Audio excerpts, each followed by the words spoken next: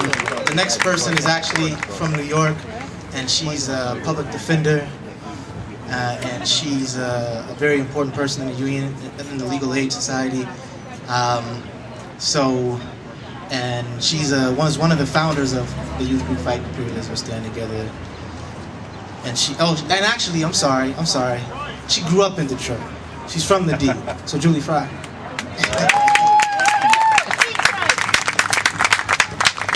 So, what we're trying to do is just give people a little bit of a sense of what FIST is involved, the types of struggles FIST is involved with all around the country. I'll just tell you a little bit about New York, and I think it's, some of the things we've been doing there are similar to what's going on in Detroit. We've been fighting against budget cuts at the City College system, City University of New York system, which is the public college in New York. It's the school like Wayne State here, that's accessible to people in the city, that people can go to for a relatively low cost, and you can get a quality education there. And it used to be free. It used to be entirely free, and it used to be entirely open admissions, meaning anybody who applied could go.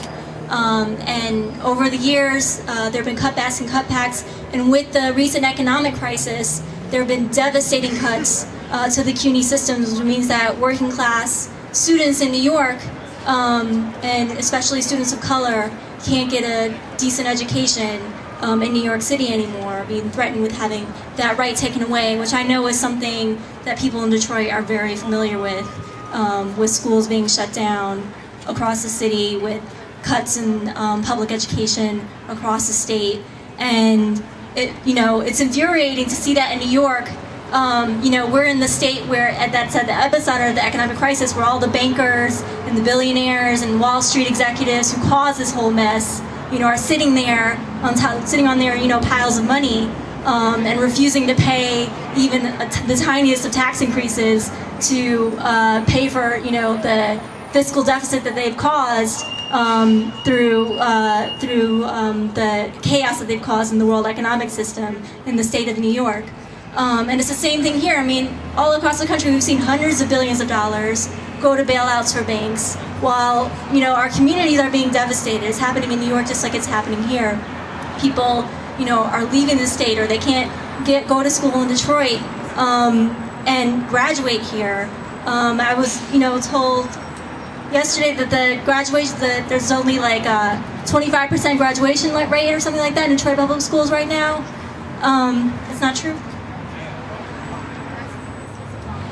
It's about 50%, which is still really bad, and it actually is about the rate in New York City, which has an equally terrible graduation rate, and where the unemployment rate among African American men between 18 and 34 is above 50%.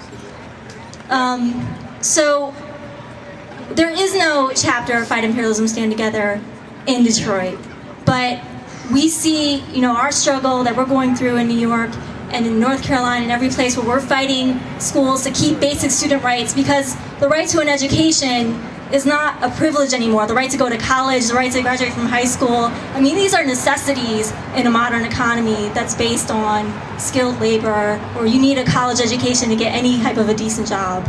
And everywhere we see students, if they can graduating with tens of thousands of dollars of debt that they'll never be able to pay. Every year they're in school, the tuition goes up and up with no public support.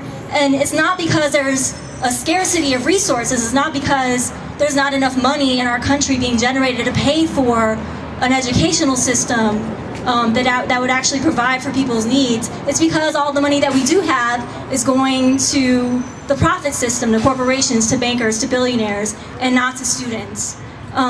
So what we've seen in New York is the beginning of a real student fight back struggle, and we're going to open up the discussion so we can talk about if there's some of that going on in Detroit. But what we've seen is students doing student walkouts at the City University system, demonstrations to fight back against these budget cuts, to say we're not going to take this anymore. They've been getting chopped away for years, and they've been uniting with the labor movement in New York City, coming to demonstrations to fight with city workers, with state workers, with healthcare workers who are also facing budget cuts, because they see it as part of one struggle. And I know this is the same here too, that everyone knows that, you know, the crisis in education in Detroit is linked to the layoffs and the job losses that the city's experienced, that the city is basically, you know, bordering on bankruptcy because of the job losses here, and every crisis in funding of any kind of public service in Detroit is linked to that.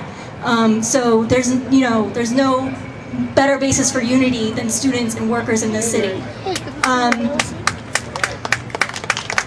So I'm gonna, you know, give it back to Larry, and then hopefully we can open up a discussion about some of the problems facing youth in Detroit.